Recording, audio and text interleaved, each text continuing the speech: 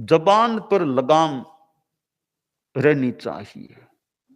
क्यों? जबान ऐसी चीज है कि उसके द्वारा समस्याएं भी पैदा की जा सकती हैं और जबान से बहुत बढ़िया काम, समस्याओं का समाधान भी किया जा सकता है।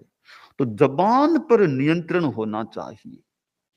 कोई हमारी मान लो आलोचना भी कर दे, फालतू सी निंदा आलोचना कर दे, तो हमें गुस्सा आ गया, हम जवाब देंगे, वो करेंगे, वो करेंगे। ठीक है, मौके पर जवाब दिया जा सकता है, वो एक पक्ष है।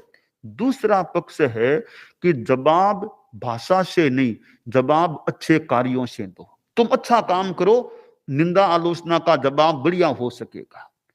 तो भाषण से, वाणी से, एक लेखन की भाषा से जवाब देने की भी कहीं कहीं सार्थकता, उपयोगिता, स्पष्टीकरण की उपयोगिता हो सकती है। दूसरा पहलू है कि अच्छे काम से जवाब दो, फिर वो भी कभी कहेगा निंदा करने वाला भी, अब तो बहुत बढ़िया काम हो गया। तो यह वाणी पर भी संयम, और हमारा शरीर का भी संयम रहे। अब जैसे आदमी शरीर से अनावश्यक अपने हाथों का बुरे कार्यों में उपयोग न करे, जैसे वो संस्कृत के श्लोक में कहा गया है कि एक दुर्जन होता है और एक सज्जन होता है, कि दोनों में अंतर क्या है, दुर्जन में और सज्जन में। तो वो संस्कृत में है, विद्या विवादाय धनम मदाय शक्ति ही परेशान परिपीडनाय खलस्य साधो विपरीत मेतज ज्ञानाय दानाय च रक्षणाय।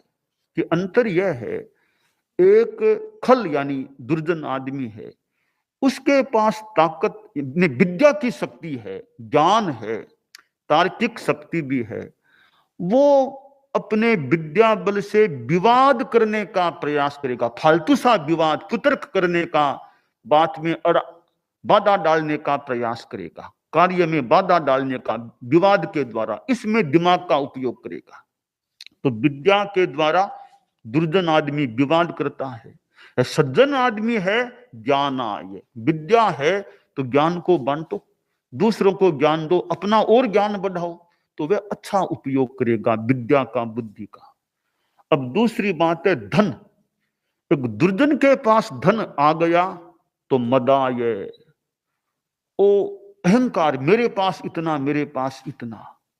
तो धन का घमंड दुर्जन आदमी करता है। सज्जन के लिए कहा गया दाना, उसका धन दान के लिए, त्याग के लिए, कि धन का भी त्याग करो। देखिए, धनवान होना एक बात है, पर धन का त्याग करना वो एक अलग बात हो जाती है। तो सज्जन आदमी धन का त्याग, दान, उस वो करने में रुचि लेता है। तीसरी बात बताई कि शक्ति है, शरीर में भी बल है।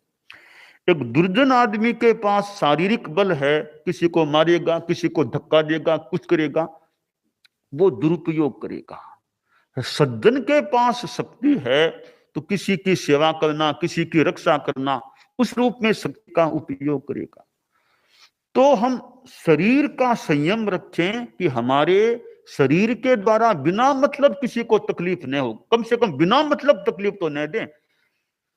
तो यह संयम हमारे जीवन में है, तो इस मानव जीवन को सफल बनाने का एक बड़ा तत्व हमारे पास हो गया।